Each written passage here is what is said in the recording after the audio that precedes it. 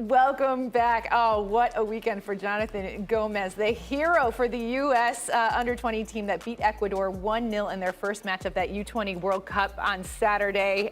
Jonathan Gómez is here with us on Morning Footy. We are so thrilled to have him. Look at these scenes. Absolutely amazing. Jonathan, can you take us back to that moment? Because this was in stoppage time, everything on the line, and then you put this one. It was a sensational goal. What went through your head?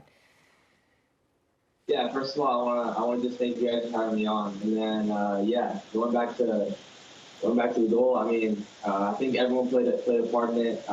Nico plays it up to Yappy. Yappy holds it up. Yappy gives it to Owen wide.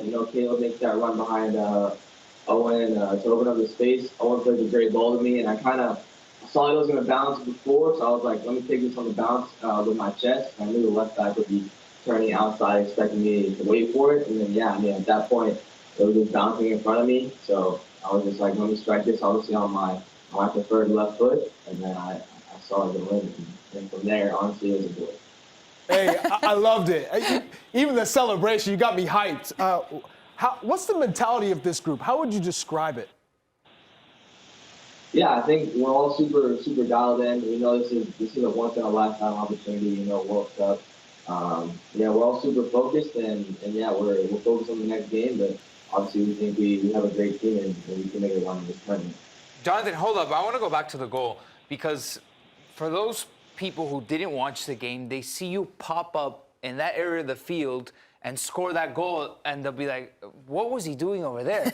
You played right back during the game. You're naturally a left back. I mean, obviously you're naturally a left back with that finish with your left foot, but is it tough to play right back when, especially at such a big stage when you've been playing left back for so long?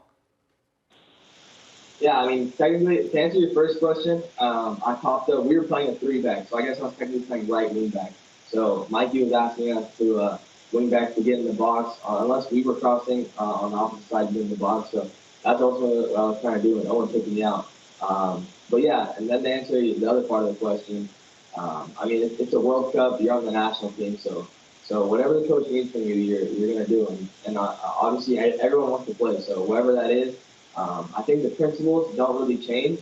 It's just a side of the field, defensive positioning. You do it the other way, which at first it does feel a little bit weird, but you just get the hang of it. You train a little bit, I was happy to be able to make an impact on the sport.